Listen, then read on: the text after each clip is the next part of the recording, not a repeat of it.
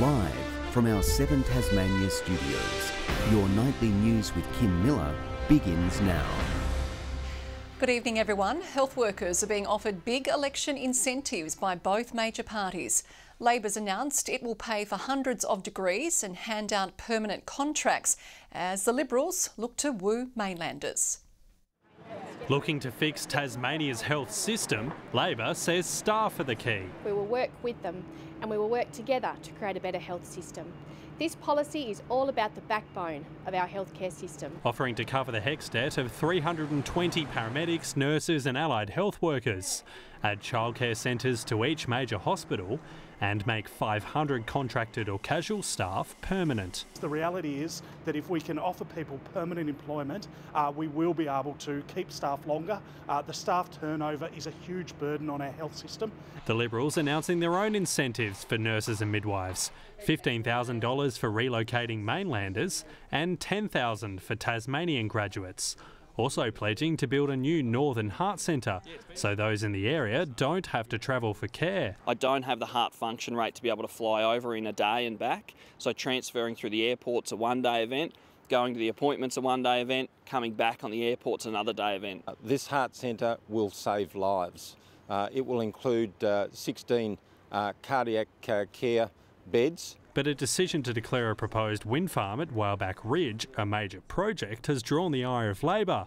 The 500 turbine proposal has been trying to get approvals for several years. It's surprising to me that under the caretaker conventions there was no consultation around the decision to put this project into the major projects planning pathway. Caretaker conventions say government should avoid major policy changes during an election campaign. But there's no strict rules as to what major is. Rather, it's a matter of judgment. Jeremy Rockcliffe says this passes the pub test. We are still in government and we still make decisions. The $6 billion project now to be assessed by an independent panel. Josh Duggan, 7 Tasmania News. The Greens are calling for clarity on what, if elected, Labor would do about the Macquarie Point Stadium. Asked if it would continue plans to build it, Rebecca White has said she would look to renegotiate the AFL deal. They voted for the stadium in Parliament once. When it comes back to Parliament after its assessment, what are they going to do then? We've been really clear with Tasmanians that we don't think a stadium's the right priority for the state. AFL CEO Andrew Dillon today said he'll work with whichever party forms government to progress plans. Well, residents in the Launceston suburb of Ravenswood and surrounds are on alert as we go to air. For more, let's now go to reporter Melinda Ogden. Now, Melinda, a bushfire has broken out this afternoon. What's the latest? That's right, Kim. A bushfire watch and act was issued just a couple of hours ago. It affects Castlemaine and Prosser's Forest Roads and the Drovers Run area. Right now there's significant effort to bring the blaze under control from the air and ground. Authorities say the fire is expected to be uncontrollable, with embers, smoke and ash likely to fall. Residents are urged to take action and be ready to enact their bushfire plan to stay or leave for a safer place, and only to travel, Kim, if it's safe to do so. Okay, thank you very much there, Melinda. Well, Tasmania Police has confirmed historical human remains which were dug up at a construction site next to the Hutchins School in Sandy Bay are not suspicious. Works at the senior campus have been put on hold as investigations continue. The site was built over the 200-year-old Queensborough Cemetery before being relocated to Cornelian Bay in the 1960s. A memorial will be held in due course, with the school currently offering support to its community. Well, parts of Tasmania have sweltered through one of their driest summers on record. The Bureau of Meteorology's summer report shows the state's rainfall was down while temperatures soared well above average.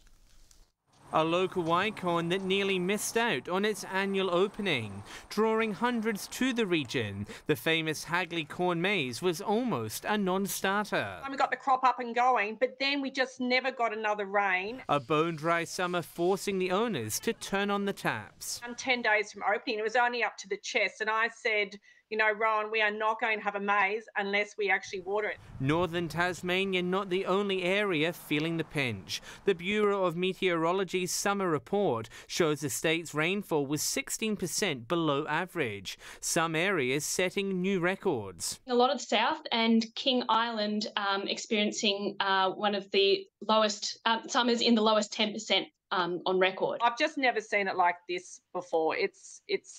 It's different. As the rain dried up, temperatures also soared above average day and night. It was the 9th warmest for maximum temperatures over summer and the 10th warmest on record for minimum temperatures. Experts believe the changing climate is a factor. With the changing climate, these warmer than average conditions are more likely to occur. Despite the dry, Hydro Tasmania says its dams remain well above the prudent storage levels. And while winter might be months away, early indications suggest a return to more normal conditions. There's not that very strong dry signal like we've observed over summer at this stage. A prediction many hope will come true. John Hunt, 7 Tasmania News. A formal public health investigation is underway after a number of Tasmanian students fell ill at a school camp in the state's northwest last week. For more, we're joined by reporter Victoria Easter. Victoria, how many students were affected? Kim, neither public health or the school involved would confirm the exact number of cases, but 7 Tasmania News understands it was around 2/3 of those attending, with several students and staff taken to hospital but not admitted. It all happened at Camp Clayton just outside Ulverston last Tuesday, with St Patrick's College confirming several of its Year 7 students presented with gastro-like symptoms. Sources also telling us students were sent home the following morning, their parents told to come and collect them. Camp Clayton told 7 Tasmania News the site was closed and all staff were sent home for 48 hours to ensure the outbreak was fully contained and has since reopened. The camp says it's never experienced an outbreak like this before, adding the health and safety of guests and staff is paramount and it's working with health authorities to ensure safety for all and establish a possible cause. A Department of Health spokesperson says it's working with all parties involved to ascertain the outbreak's cause, including conducting site visits and collecting food samples. Kim, not quite the school camp memories those students would have been hoping for. No, certainly not. Thank you very much, Victoria.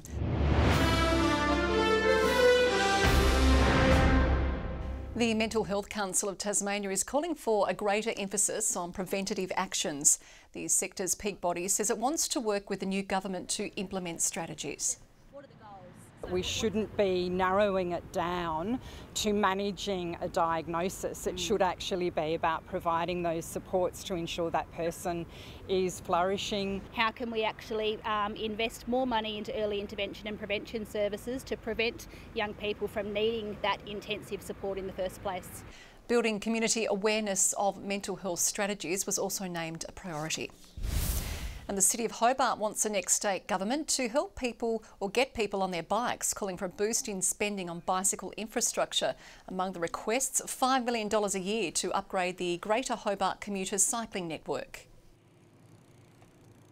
Is not a huge ask for such a for the whole of Greater Hobart, but it will make a huge difference to the amount of funding we have now, which is very, very limited. We have a small amount of funding at the moment, but we need much more if we're going to get a connected network within the coming decade. The council also wants government funding for new bike lanes in Lenna Valley and North Hobart. Australia's most prestigious landscape art exhibition has issued its first award for 2024. The Glover Prize Hanger's Choice revealed this afternoon. Those responsible for putting up the paintings awarding New South Wales artist Richard Allen the honour.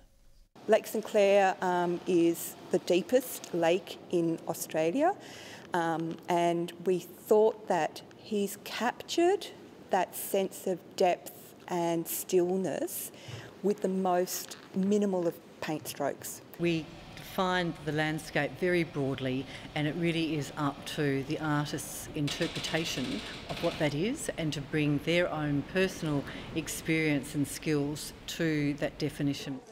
The Glover Art Prize exhibition opens to the public on Saturday. Meanwhile, shipping containers have been transformed into mobile galleries in Hobart as part of a new arts project. The first piece unveiled today showcasing the web of an endangered Tasmanian spider, which will reveal secret messages. Most of the time over the next few weeks, the spider will just be in situ, like sitting there for people to see as they go past, and then a couple of times a week it will come alive. We're aiming to have 4 of these exhibitions a year.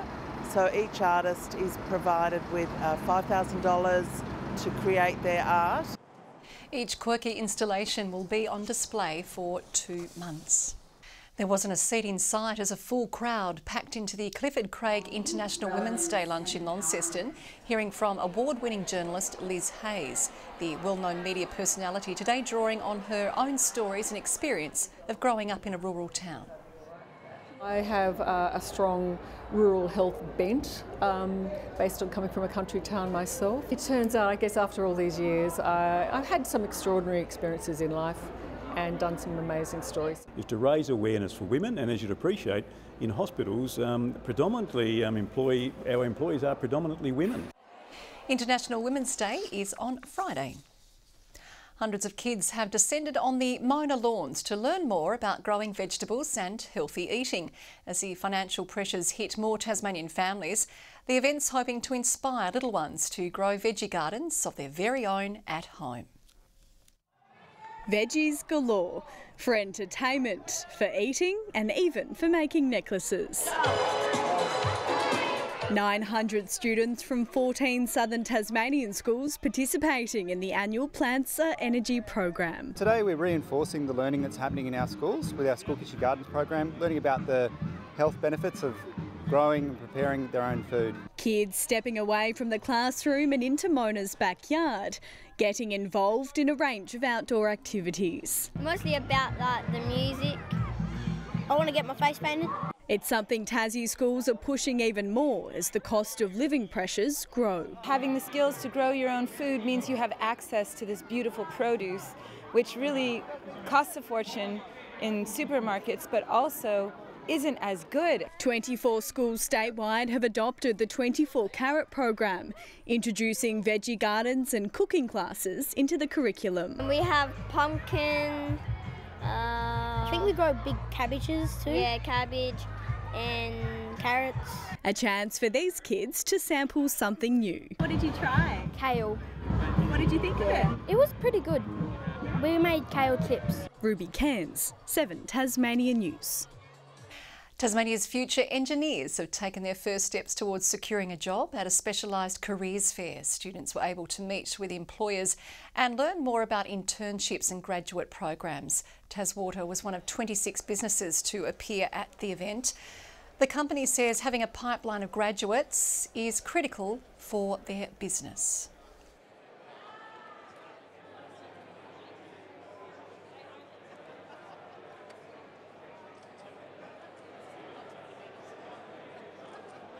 Our engineering teams have really broad responsibilities. They reach over into, for instance, our climate change teams. We have OSI teams, SCADA.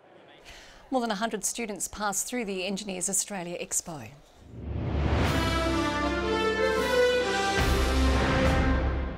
The Tigers are one game away from securing a Sheffield Shield final at Blunston. It's been a while between drinks for the men and follows the women's 3rd straight WNCL title. The potential for another Blunston blockbuster is an exciting prospect for Tassie cricket.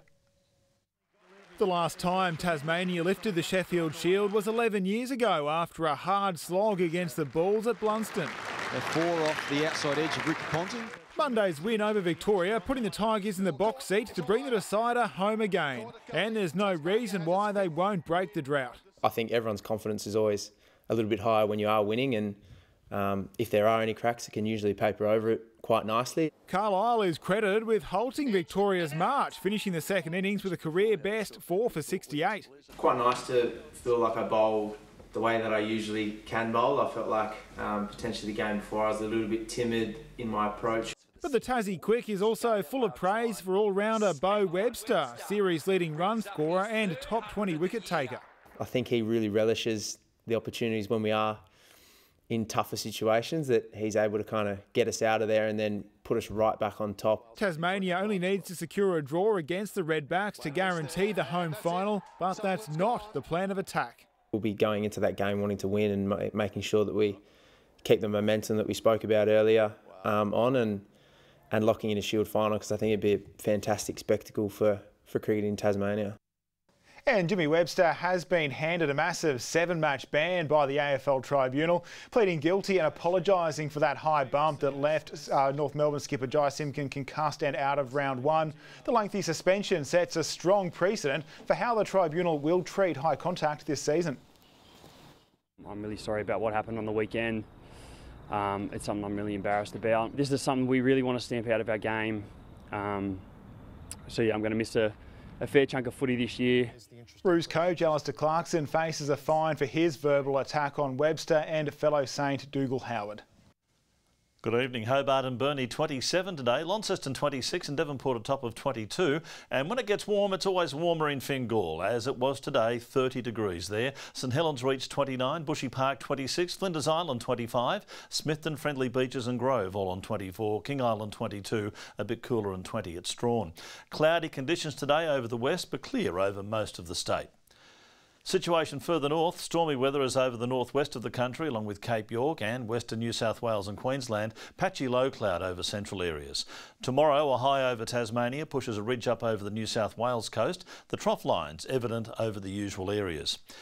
Winds tomorrow at 15 to 25 knots and from the west-southwest reaching 30 knots over the south and east. Winds are expected to ease during the day. We do have a strong wind warning though. That's current from Wineglass Bay to Low Rocky Point.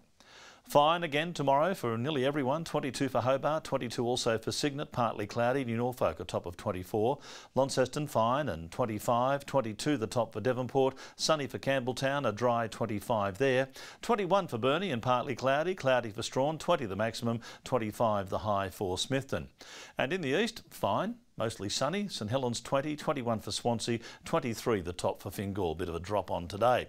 On Friday, fine and mostly sunny over the north and east, partly cloudy through Bass Strait. Fine on Saturday and very warm, Hobart 33 degrees. And on Sunday, little change, just a slight drop in temperatures for some, St Helens 31 and Launceston 30. Mostly sunny in Perth, 35, 33 and a sunny day in Adelaide, partly cloudy in Melbourne. A late shower moving in over Sydney, fine in Brisbane, stormy again for Darwin. Clear and 22 in Hobart at the moment, 23 in Launceston, currently 24 in Devonport. Kim, a lot of people contacting me to tell me how dry it is. Tonight I'm going with it's dry as a Weet-Bix sandwich. What do you think it's dry as? I got nothing, but that was very good. And that is all your news for now. I'll be back later with updates. Thanks for joining us this evening. Good night, everyone.